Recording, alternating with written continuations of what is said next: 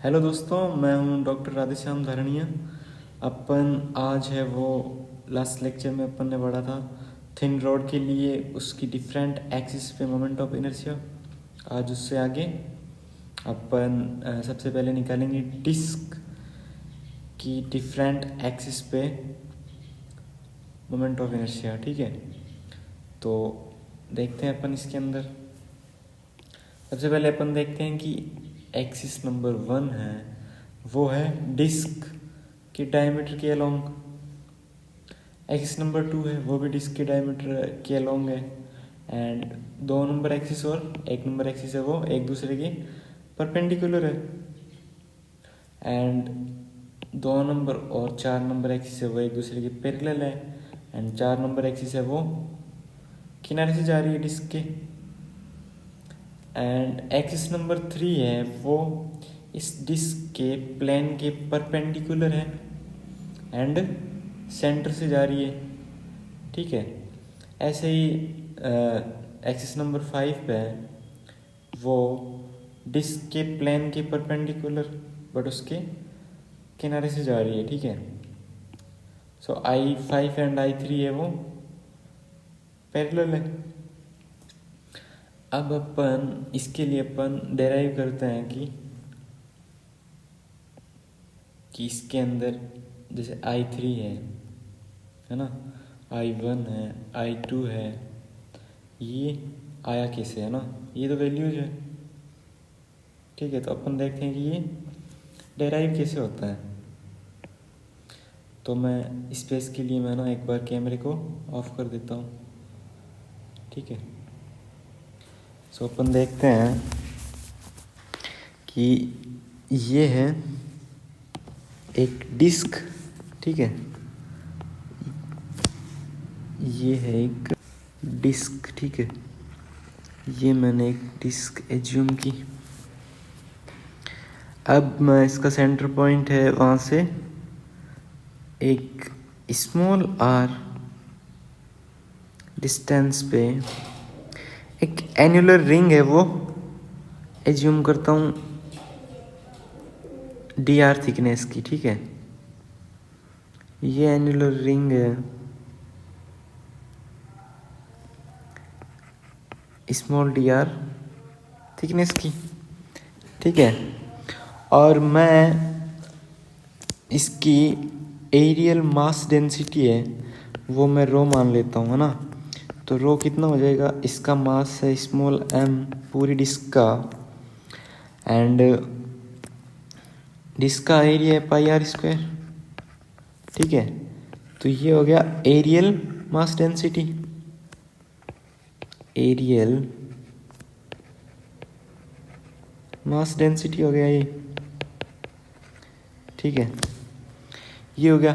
अब अपन देखते हैं कि इस स्मॉल dr थिकनेस की, है ना, इस रिंग के कारण ये जो परपेंडिकुलर एक्सिस है इस डिस्क के प्लेन से, उस पे डी आई वो कितना होगा, है ना। तो वो अपन देखते हैं। तो सबसे पहले क्या आता है, मोमेंट ऑफ इनर्शिया के अंदर मास आता है।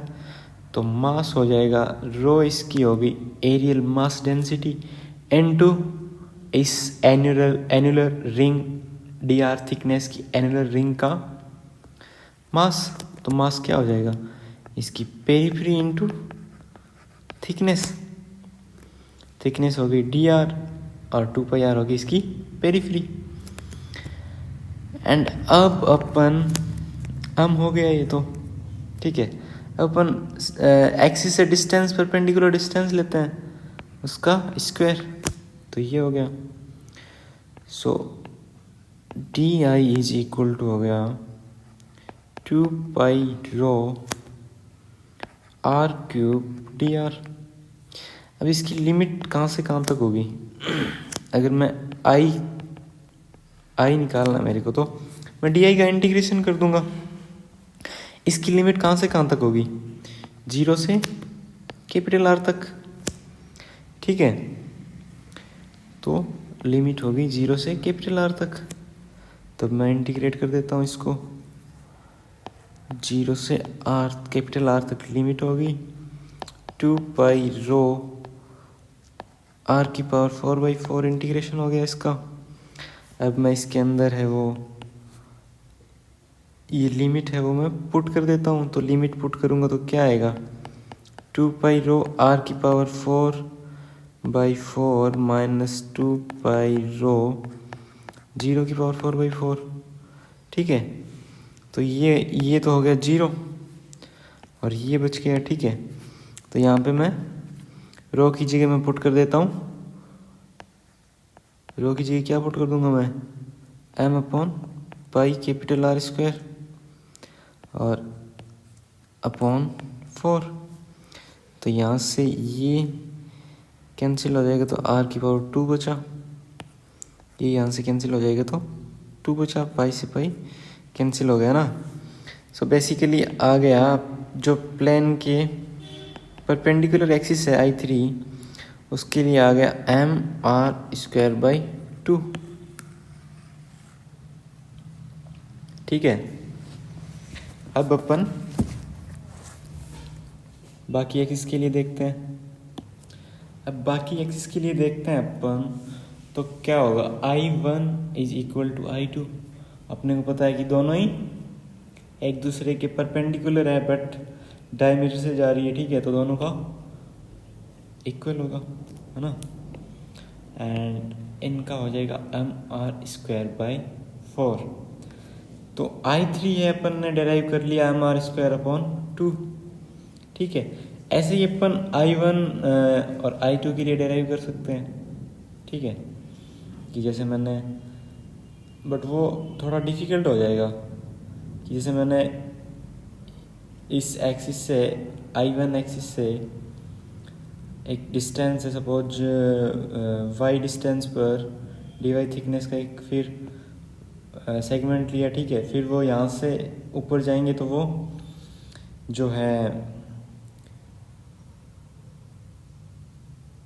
x एक्सिस पे इसकी ये लेंथ कम होती जाएगी ना।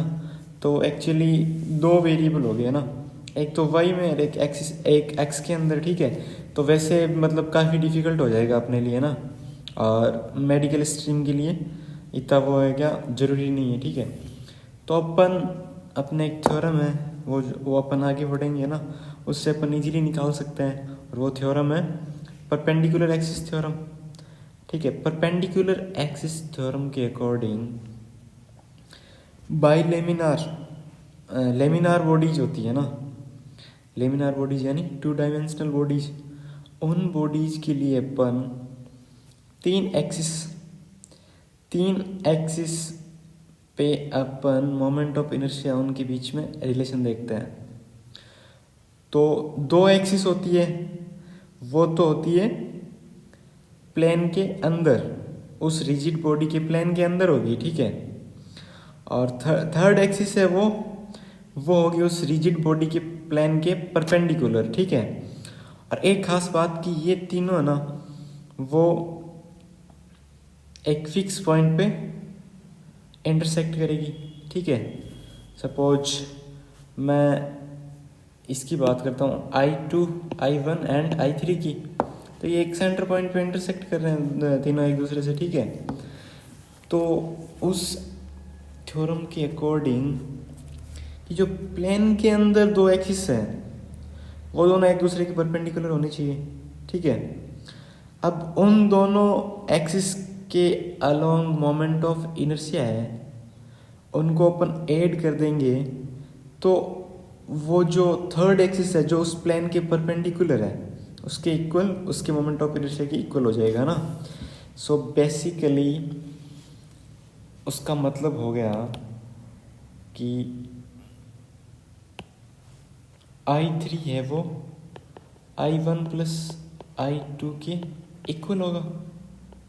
ठीक है, अपने को पता है I1 और I2 तो सेम ही है ना, दोनों डायमीटर से जा रही है एक्सिस, तो सेम ही होगी। ठीक है, तो I1 is equal to I2 हो गया। सो I1 is equal to I2 हो गया। So I3 is equal to either 2I1 और आइदर टू I2, ठीक है। तो 2I1 is equal to I3, then I1 is equal to I3/2, I3 है, ठीक है। ये इस पे 2 का भाग दे दो, हमारा स्क्वायर बाई 4 आ जाएगा। एंड द सेकेंड थ्योरम होती है वो होती है पैरेलल एक्सिस थ्योरम, ठीक है। वो 2 डायमेंशनल 3 डायमेंशनल इन सब पे अप्लाई होती है, बट परपेंडिकुलर एक्सिस थ्योरम है वो ओनली 2 डायमेंशनल बॉडीज, है ना, उन पे एप्लीकेबल होती है। अब जो पैरेलल एक्सिस थ्योरम है उसके अंदर 2 एक्सिस होती है। फर्स्ट एक्सिस है वो सेंटर ऑफ मास से जानी चाहिए, एंड सेकंड एक्सिस है वो जो सेंटर ऑफ मास से एक्सिस जा रही है उसके पैरेलल होनी चाहिए, ठीक है। तो यहाँ पे अपन देखते हैं कि I4 है, 4 नंबर एक्सिस है वो 2 नंबर के पैरेलल है, एंड 2 नंबर है वो सेंटर ऑफ मास से जा रही है इस डिस्क के। तो क्या हो जाएगा, I4 is equal to I centre of mass plus M into R square होता है। R यहाँ पे दोनों एक्सिस के बीच में परपेंडिकुलर डिस्टेंस होती है, ठीक है। तो यहाँ पे इसकी रेडियस R है और वो किनारे पे है, ये डायमीटर के लूँगा तो दोनों के बीच में डिस्टेंस रेडियस की इक्वल होगी, ठीक है। तो I4 is equal to I2 plus MR square, so हो गया 5/4 MR स्क्वायर। एंड I5 है, I5 में भी पैरेलल एक्सिस थ्योरम लगेगी, है ना, कि जो किनारे से जा रही है 5 नंबर एक्सिस और जो सेंटर ऑफ मास से जा रही है 3 नंबर एक्सिस, दोनों ही डिस्क के प्लेन से परपेंडिकुलर है एंड दोनों एक दूसरे के पैरेलल है, ठीक है। तो I सेंटर ऑफ मास हो गया I3 प्लस MR स्क्वायर, दोनों के बीच में दोनों एक्सिस के बीच में परपेंडिकुलर डिस्टेंस है वो रेडियस के इक्वल है, तो MR स्क्वायर हो गया, तो ये हो गया 3/2 MR स्क्वायर, ठीक है। तो ये हो गया डिस्क के लिए। अब अपन देखते हैं नेक्स्ट सर्कुलर रिंग के लिए, तो बहुत ईजी है इसके लिए, है ना। देखो इसका डिस्ट्रीब्यूशन है वो एकदम क्लियर है ना।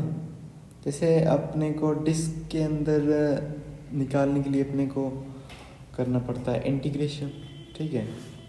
पर इसके अंदर ऐसा कुछ नहीं है ना कि एक, अगर मैं इस एक्सिस, इसके अंदर पहले मैं बता देता हूँ एक्सिस कौन कौन से है ना। 1 नंबर एक्सिस है, 2 नंबर एक्सिस है, दोनों डायमीटर से जा रही है, ठीक है, ये हो गया। 3 नंबर एक्सिस है वो सर्कुलर रिंग के प्लेन के परपेंडिकुलर सेंटर पॉइंट से जा रही है ना।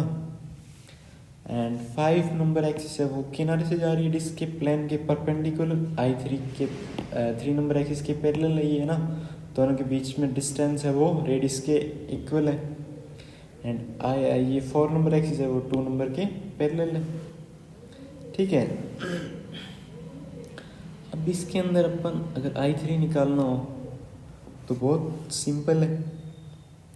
सिंपल कैसे है कि सारा मास है वो R डिस्टेंस पे अरेंज्ड है ना। यहाँ से R डिस्टेंस पे है, यहाँ से R डिस्टेंस पे, यहाँ से R डिस्टेंस पे, है ना। तो सिंपल सी बात होगी, I3 इज इक्वल टू हो गया M into radius square MR square. अब I1 और I2 है वो डायमीटर के अलोंग है, तो अपन परपेंडिकुलर एक्सिस थ्योरम से निकाल लेंगे इसको। परपेंडिकुलर एक्सिस थ्योरम क्या बोलती है कि जो प्लेन के अंदर 2 एक्सिस हैं वो दोनों एक दूसरे से परपेंडिकुलर होनी चाहिए, है ना। और दोनों थर्ड एक्सिस जो प्लेन के परपेंडिकुलर है वो तीनों एक पॉइंट पे इंटरसेक्ट कर रही हो ना। तो जो प्लेन के परपेंडिकुलर जो एक्सिस है वो उन दोनों के सम के इक्वल होगी, ठीक है। तो यहाँ पे I1 is equal to I2 है, अपने को पता है कि दोनों डायमीटर से जाने वाली एक्सिस है ना। तो डिस्ट्रीब्यूशन उन दोनों के लिए मास का डिस्ट्रीब्यूशन सेम होगा, डिस्टेंस भी सेम होगी, है ना। तो I1 is equal to I2 ये हो गया। तो I3 है वो क्या हो जाएगा, I3 is equal to I1 plus I2, ठीक है। और I1 और I2 इक्वल है तो मैं 2I1 कर दूँ, I3 इज इक्वल टू, है ना। तो I1 is equal to I3/2, I2 is equal to I1 is equal to I3/2, ठीक है। तो ये I3 है वो mr² है, तो I1 और I2 है वो mr²/2 हो जाएगा। अब I4 है तो वो पैरेलल एक्सिस थ्योरम से निकाल लेंगे अपन। तो पैरेलल एक्सिस थ्योरम के अंदर एक होती है सेंटर ऑफ मास से जाने वाली एक्सिस, और दूसरी एक्सिस होती है वो तो सेंटर ऑफ मास से एक्सिस जा रही है उसके पैरेलल होती है, ठीक है। तो I4 है, I4 के लिए सेंटर ऑफ मास से जाने वाली एक्सिस है वो I2 है, और इन दोनों एक्सिस के बीच में डिस्टेंस है R, है ना। तो ये mr² हो गया, तो ये हो गया 3/2 mr²। ऐसे ही I5 is equal to I3, ये सेंटर ऑफ मास से जा रही है ना।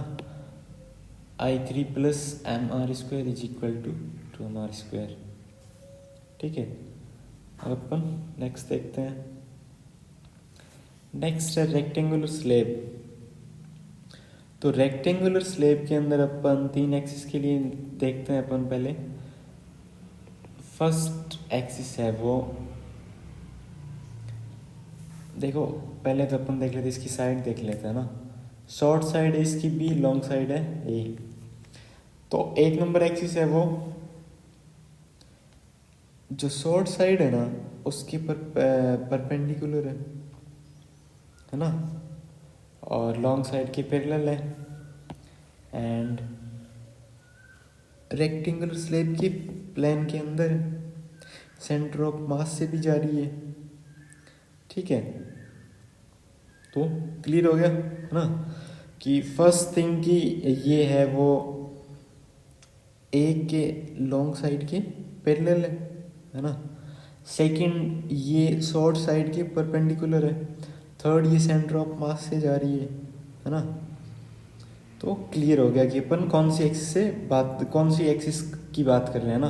तो क्वेश्चन में ऐसे दिया होगा, है ना। ऐसे डायग्राम इतना इजी हो सकता है कि वो नहीं दे आपको, ठीक है। और I2 है वो शॉर्ट साइड के पैरेलल है, लॉन्ग साइड के परपेंडिकुलर और सेंटर ऑफ मास से जा रही है। और I3 है वो सेंटर ऑफ मास से जा रही है एंड रेक्टेंगुलर स्लैब के परपेंडिकुलर है, ठीक है। 1 एंड 2 है वो रेक्टेंगुलर स्लैब के प्लेन के अंदर है, ठीक है। तो अपन सबसे पहले I1 है वो डिराइव करते हैं, और I1 अगर अपन डिराइव कर लेते हैं तो वो सेम ही एग्जैक्ट सेम है वो I2 पे अप्लाई होगा। और I3 है वो अपन I1 प्लस I2 करके निकाल सकते हैं ना परपेंडिकुलर एक्सिस थ्योरम से, ठीक है। तो अपन I1 निकाल लेंगे तो अपना रेक्टेंगुलर स्लैब है वो कंप्लीट हो जाएगा, ठीक है। तो वो अपन देखते हैं। सो मैं कैमरा ऑफ कर देता हूँ ना, ताकि स्पेस मेरे को है ना वो सही मिल जाए।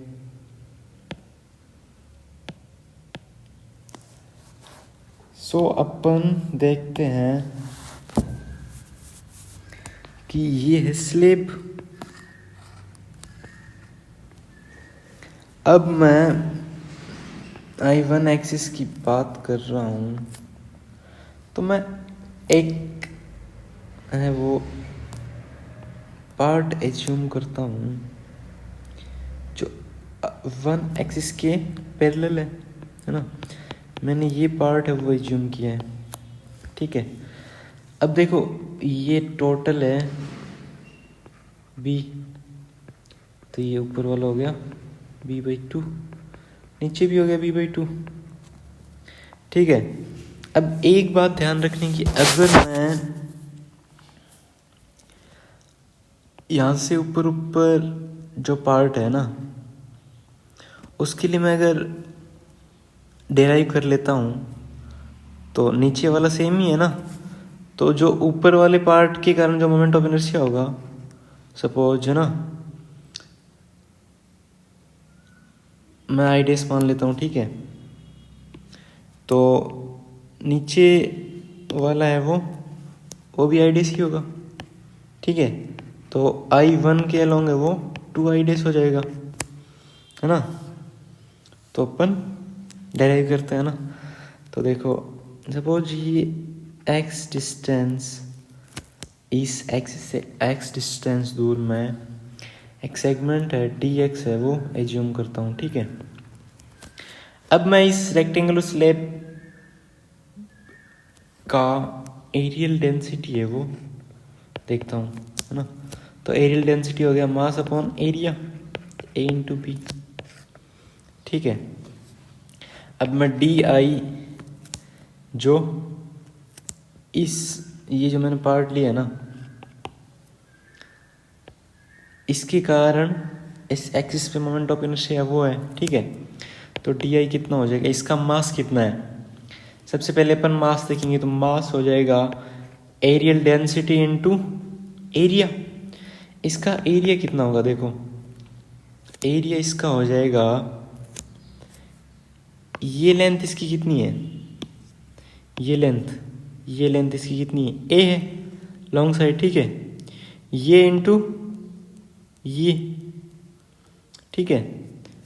तो A इंटू DX, ठीक है।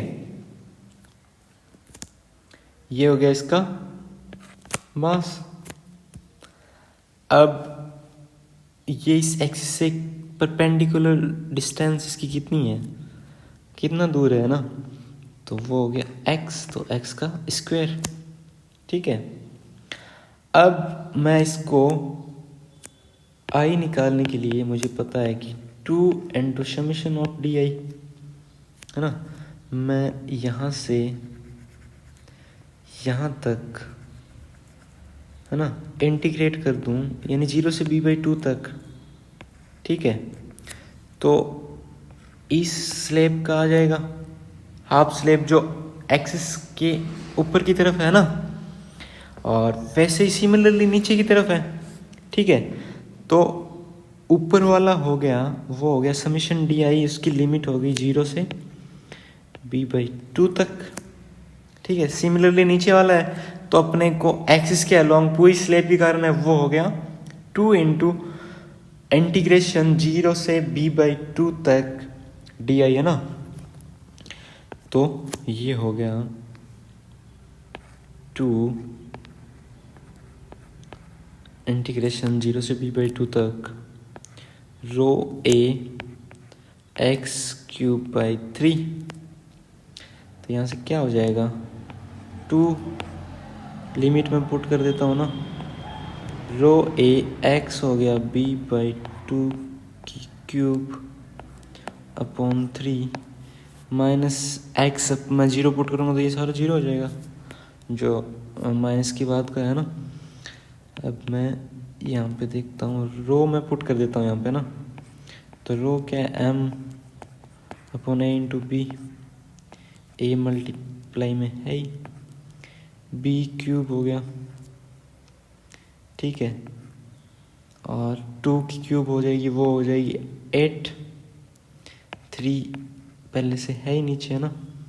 तो यहाँ से A से A है वो कैंसिल आउट हो जाएगा, 1b से 1b ये कैंसिल आउट हो जाएगा, इस 4 से ये कैंसिल आउट हो जाएगा, इस 8 से ये 2 4 बार कैंसिल होगा ना। तो ये हो गया mb² अपॉन 12, जो कि है I1, है ना। अपन ने 1 नंबर एक्सिस के लिए निकाला था, ठीक है। तो ये हो गया। अब ऐसे ही अपन अगर एक्सिस अपन ये 2 लेते हैं, ठीक है, तो ये 0 से a/2 तक इंटीग्रेट कर देते इस पार्ट को ना, तो वो भी आ जाता सिमिलरली I2 = m²/12। और अपने को पता है I3 है वो I1 प्लस I2 है परपेंडिकुलर एक्सिस थ्योरम से, तो m/12 a² प्लस b²। तो ये हो गया रेक्टेंगुलर स्लैब के लिए। अब अपन नेक्स्ट लेक्चर के अंदर है वो अपन देखेंगे किसके लिए, स्क्वायर स्लैब के लिए और सॉलिड स्फीयर के लिए, है ना, होलो स्फीयर के लिए, ठीक है। सो नेक्स्ट इम्पोर्टेंट थिंग है कि आपको मैं नीचे डिस्क्रिप्शन के अंदर मैं नोट्स है वो प्रोवाइड करवा रहा हूँ, है ना। तो नोट्स का लिंक होगा, वो जाके वहाँ से आप नोट्स है वो डाउनलोड कर सकते हो, ठीक है। और आप कमेंट करके, मतलब क्वेश्चन अगर आपको कोई चीज़ समझ में नहीं आई हो तो आप कमेंट के अंदर डाल सकते हो उसको ना। और अदरवाइज डिस्क्रिप्शन के अंदर नंबर है ना, उस पर आप व्हाट्सअप कर सकते हो।